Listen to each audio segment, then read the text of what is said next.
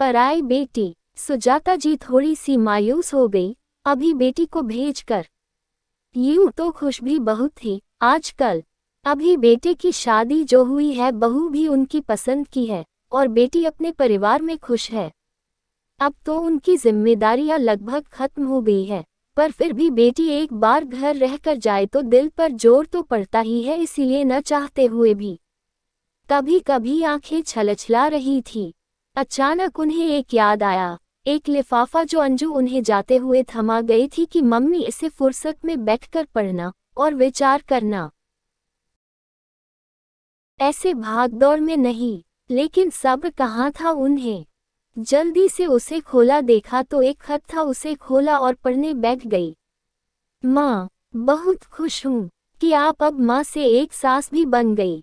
यूं तो मेरी शादी के बाद ही आप सास बन गई थी, लेकिन फिर भी सास बहू के रिश्ते की अलग बात है। मैं जानती हूँ आप एक अच्छी माँ होने के साथ साथ अच्छी सास भी बनेंगी, पर फिर भी कुछ बातें हैं जो मैं आपसे कहना चाहती हूँ, जो मैंने खुद देखी और महसूस की है। बहुत कोशिश की आपसे खुद कहूँ, पर हिम्मत नहीं जुटा पाई तो इस खत में लिख दिया। जानती हूँ मैं आपकी इकलौती बेटी हूँ, जिसके कारण आप मुझे बहुत प्यार करती है। आपकी हर चीज़ मेरी पसंद से ही होती है, फिर चाहे वो घर के पर्दे, चादर, पेंट हो या आपकी साड़ियाँ, ज्वेलरी, कुछ भी आज तक आपने मेरे बिना नहीं लिया। शादी के बाद भी हम हमेशा साथ साथ ही बाजार गए, पर अब मैं चाहती हूँ कि आप ये मौका भाभी को दें।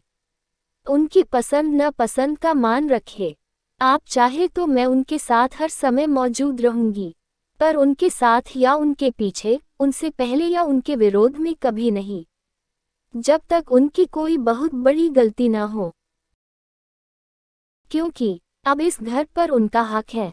मैं जानती हूँ आपको ये सब जानकर तकलीफ होगी और शायद आश्चर्य भी, क्योंकि मैंने आपको बहुत कुछ है जो कभी नहीं बताया।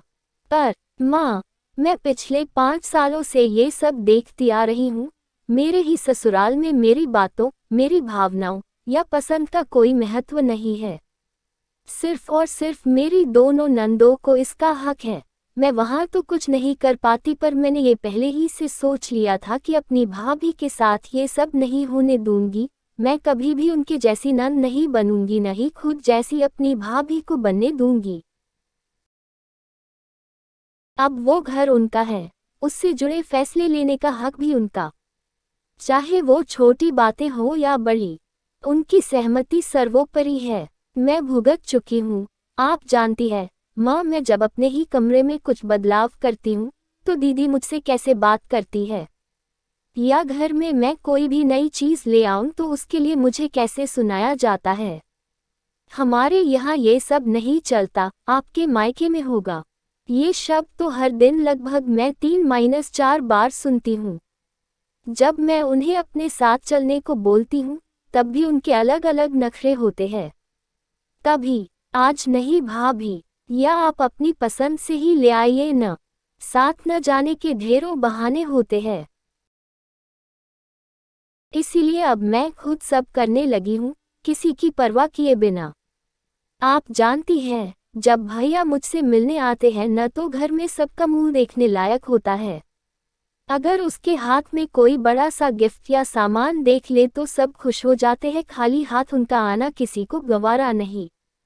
कहते हैं अभी पिछले हफ्ते ही तो आया था, कोई खास काम था क्या? मैं जानती हूँ, इसीलिए उन्होंने अब घर आना भी कम कर दिया।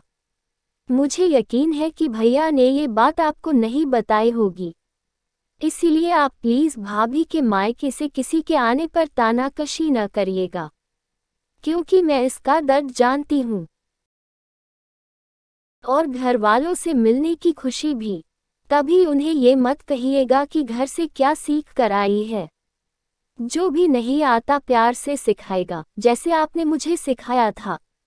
बस यही कहना था आपसे कि माँ, अब मैं पराये होना चाहती हूँ। आपकी अंजू। सुजाता जी की आंखें भर आई, गला रुंध गया, मुंह से एक शब्द नहीं निकल रहा था। उनकी छोटी सी अंजू आज इतनी बड़ी हो गई कि अपनी माँ को ही उसने इतनी सारी सीख दे डाली। और खुद सालों से क्या क्या सहन कर रही है, इसकी भनक भी कभी नहीं लगने दी। सुजाता जी ने अंजू से बात करने के लिए फोन उठाया। उधर से हेलो की जवाब में सन्नाटा था तो इधर एक कपकपी थी।